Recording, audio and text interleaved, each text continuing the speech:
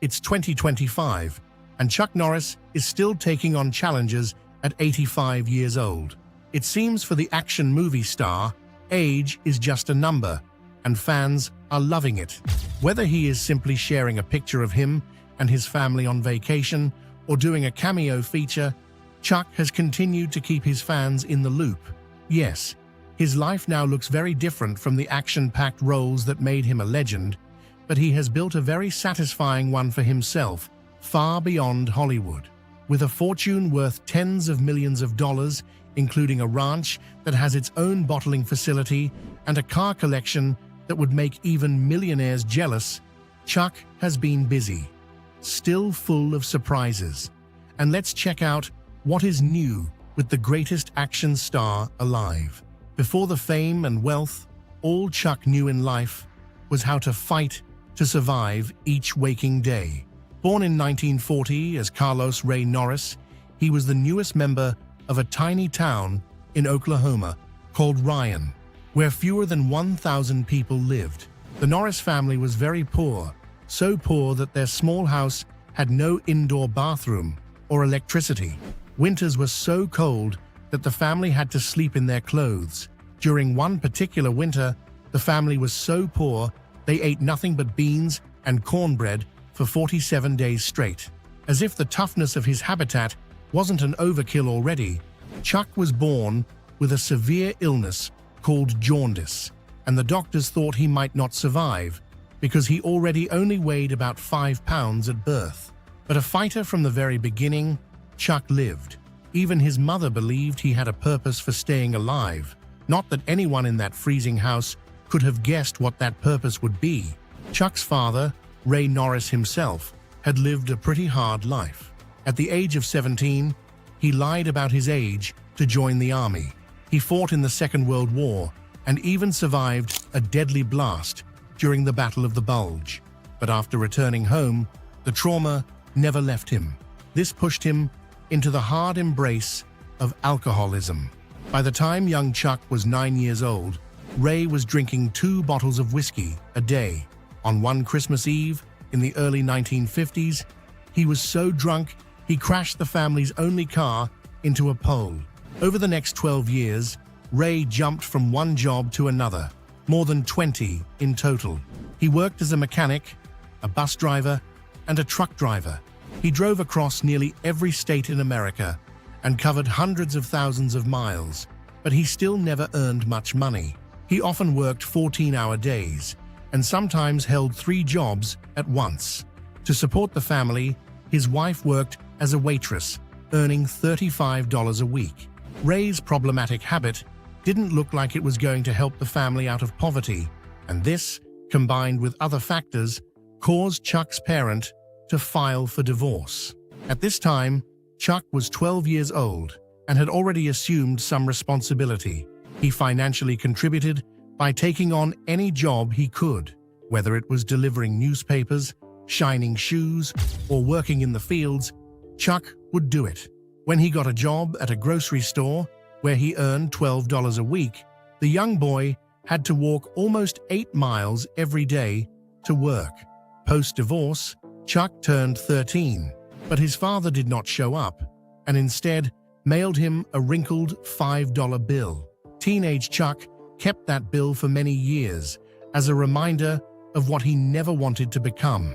In school, he was very quiet. Teachers said he could go an entire day without speaking. He had terrible stage fright and once threw up before giving a book report in 7th grade. He refused to try again and accepted a failing grade. He also stuttered so badly that he avoided certain letters when he spoke. At 15, he was only 5 feet 2 inches tall and weighed less than 100 pounds. Police officers often picked on him. One even pushed him into a mud puddle in front of the girl he liked. He was so shy that he ate lunch alone in the boiler room. In his final year of high school, the class photographer asked him to step aside, not realizing he was actually a student. Chuck would later remark that he was practically invisible during his high school years.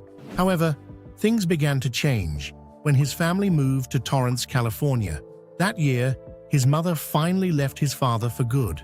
The new life in a new city wasn't any easier. The family lived in a small two-bedroom apartment with very little money. Chuck continued working part-time jobs to help support his family. Unfortunately, he was still struggling in school. He failed his first public speaking class and never joined sports or clubs. But Chuck would later point out that something remarkable happened in high school. It was at one of the school's Christmas dances that he met his first wife, Diane Holchek. Chuck was 16, and Diane was a cheerleader. Somehow, he found the courage to ask her to dance. That single dance turned into a long relationship. They dated for 2 years, and Chuck proposed because he feared she might leave him for someone who had more money. They married just after his 18th birthday. The wedding was small, with only 23 people. Their rings were borrowed, and their honeymoon was just one night in a cheap hotel. At that time, Chuck had already enlisted in the Air Force, and 8 days after the wedding, he left for duty.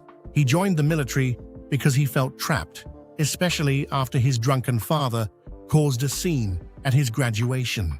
With only $300 to his name and a new wife to support, the pressure was a lot, and this made Chuck fail his first military test. Fortunately for him, during a recruitment push, he was accepted as an air policeman because it was one of the few jobs available for recruits without special training. He failed the fitness test twice and got into trouble twice in his first 6 months. For someone who would go on to be a world-renowned action star, Chuck had never fought anyone prior to joining the Air Force. In fact, in his first fight training, a smaller opponent pinned him in just 12 seconds. But that was all going to change soon, and it all started with the name. In the late 1950s, Chuck was sent to South Korea, where the locals had trouble saying his real name, Carlos, and they began calling him something that sounded like Chockles. His commander overheard and shortened it to Chuck. That was the first time the name stuck. Chuck even asked if he could keep his real name on official records, but the request was denied. The officers said nicknames helped with morale. One night, while feeling lost, Chuck walked into a judo school. A smaller instructor beat him badly, but something inside him clicked. He returned the next day and began training seriously in martial arts under a Korean master named Kim Bak-man. This teacher only called him Chuck, which meant strong fist. The martial art he studied in South Korea was Tang Soo Do. By the early 1960s, his time in the military was over, and he returned to California with a black belt and a dream. After returning to the US, he learned from masters of Shotokan, Chito Ryu, American Kenpo, and Judo. He combined elements of each to form his own style, which became American Tang Soo Do. For work, he applied to become a police officer, but while waiting for an answer, he opened his first martial arts school. By day, he worked at Northrop Aviation, and at night, he taught karate. Within 2 years, he had enough students to quit his day job. It was a bold move because few Americans had even heard of his style of martial arts, which was the lesser-known Tang Soo Do. This bold move would soon be rewarded, and Chuck soon built a chain of karate schools across Southern California, eventually more than 30. Celebrities like Steve McQueen, Bob Barker, and even Priscilla Presley became his students. With a growing family, Chuck knew he needed to grow his finances. That was when he turned to tournaments. At first, things did not go well. He lost matches to Joe Louis and to Alan Steen at the International Karate Championships. He was defeated 3 times by Tony Tullius and knocked out early by John Camozzi in another event. But instead of breaking him, these losses fueled his determination. Back in the tournament world, everything began to change. In the late 1960s, Chuck started winning. He defeated top fighters like Joe Louis, Skipper Mullins, and Steve Sanders. At one event, he even used a judo throw to defeat a much older opponent. showing that he was adding new techniques to his skill set. He faced Joe Louis again, but this time he used movement and counters instead of standing still. By the end of that year, he had beaten Joe Louis 3 times without a single loss. Chuck was no longer just a teacher, he was becoming a true champion. In early June of 1967, Chuck entered a karate tournament where he fought and defeated 7 opponents in one day. His final match was against Skipper Mullins. Only a few weeks later, he traveled to New York and won another big victory at Madison Square Garden, defeating Steve Sanders. It was here that Chuck met Bruce Lee after winning the All-American Karate Open. Bruce had been there giving a demonstration. Their conversation turned into a friendship and later a respectful rivalry. For the next 2 years, they trained together in Los Angeles, and even Bruce Lee would later credit Chuck for helping him improve his kicking techniques. In the beginning of 1968, Chuck faced a young fighter named Louis Delgado, who gave him his 10th and final career defeat. Later that same year, they had a rematch. Chuck knocked Delgado down in the first round, but Delgado came back with a kick that split Chuck's mouth. Even so, Chuck outscored him and won. Some people even said Delgado may have broken his arm during the fight. That night, Chuck became the professional middleweight karate champion. In April of 1968, Chuck defended his All-American Karate Championship at the Tournament of Champions. It was a difficult round-robin format, but he still came out on top. That same year, he also won the International Karate Championships again and the National Tournament of Champions. On January 17th of 1970, he defended his title one last time before retiring from professional fighting in 1974. By the time he retired, Chuck had never lost a professional middleweight fight. He had completely changed the way karate was viewed in America. In 1973, he created the National Tang Soo Do Congress. By 1979, he wanted something larger, so he founded the United Fighting Arts Federation, where he introduced Chun Kuk Do, meaning the universal way. This system combined strong fighting techniques with values of self-discipline, respect, and personal growth. In 2015, it was officially renamed the Chuck Norris system. With his growing fame, many people wanted to learn from him, including celebrities. His karate schools produced more than 300 black belts. Chuck even coached a black belt team that remained undefeated for 29 tournaments in a row. His influence as a teacher became just as important as his record as a fighter. Steve McQueen, one of his most famous students, encouraged Chuck to try acting when money was tight. Still, Chuck did not just waltz into Hollywood, he had to fight his way in. In the late 1960s, while he was still working at Northrop Corporation to pay the bills and running a few karate schools on the side, he had made a small appearance in The Wrecking Crew, a spy comedy starring Dean Martin. Chuck's role in The Wrecking Crew was small, but it was the beginning of something big. Because in the early 1970s, Bruce Lee himself called Chuck. Bruce needed a real fighter to play the villain in The Way of the Dragon, and Chuck said yes. The movie broke records in Hong Kong, earning millions, and pulled in well over 100 million worldwide. Their final fight scene became one of the most iconic battles in film history.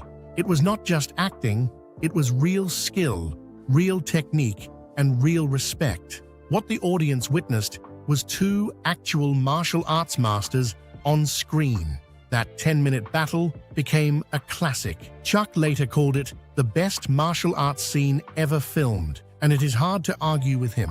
Chuck had gone from being a stuntman to a star. Still, he did not want to live in Bruce Lee's shadow. He wanted his own path, and someone pretty big was already available to help him clear it. Steve McQueen was Chuck's most famous karate student and had already pushed his teacher to pursue acting. Now, he believed Chuck had more to offer than just fight scenes. McQueen encouraged Chuck to take acting classes at MGM. Chuck listened because he wanted roles with real stories. That change in mindset led him to a small film called Breaker in '77. Most actors would have passed on it because it had a low budget and an unknown director, but Chuck wanted a leading role that showed more than just fists. The film surprised everyone. It made enough money to prove that Chuck was not just a sidekick anymore, he could carry a movie. 1 year later, he starred in Good Guys Wear Black. The film did not open with a bang. It was released on only 5 screens in Denver on June 2nd, 1978. Distributors did not want to touch it, so the producers tried something bold. They rented theaters themselves, paid flat fees, and kept every dollar from ticket sales. Chuck pushed it even further. He went on a massive publicity tour, giving over 2,000 interviews in a single year. He worked so hard that he landed in the hospital with laryngitis, but that incredible effort paid off. The film made more than $18 million on just a $1 million budget. Even though critics trashed his acting, the public did not care. They saw something new, a tough American martial artist on the big screen, different from the kung fu imports from Hong Kong. Chuck told reporters his character, John T. Booker, was sensitive but deadly if pushed. He wanted to be like Clint Eastwood, and that dream did not feel so far away when McQueen, his mentor, advised him, "Let the co-stars talk, you focus on presence." That advice shaped his career. After that hit, Chuck did not slow down. In 1979, A Force of One hit theaters. It had a modest budget of about $3 million, but earned up to $23 million. He played a karate champion, helping police hunt a killer, and audiences loved it. Then he starred in The Octagon, and in An Eye for an Eye, the big studios had no choice but to notice. Columbia Pictures gave Chuck a chance with Silent Rage, which was filmed in only 30 days and made over $10 million. That same year, MGM sent Chuck to Hong Kong to star in Forced Vengeance, which made millions. Then came Lone Wolf McQuade in 1983. Orion Pictures backed the movie, and fans loved it. At that point, Chuck was no longer just a martial artist. He was a full action star. The best was yet to come. In 1984, Chuck signed a major deal with Cannon Films. His first project, Missing in Action, changed everything. Chuck dedicated the movie to his brother, who had died in Vietnam. The movie ended up doing so well that they made sequels. This was when Chuck turned to TV shows. After he had rejected doing it for a while, he had finally found the right show, Texas Ranger. As Cordell Walker, Chuck didn't have to draw inspiration from far away. The character was a lot like himself, part Cherokee, part Irish, a Vietnam veteran, and a martial artist. The show itself was filmed only a couple of hours from Chuck's home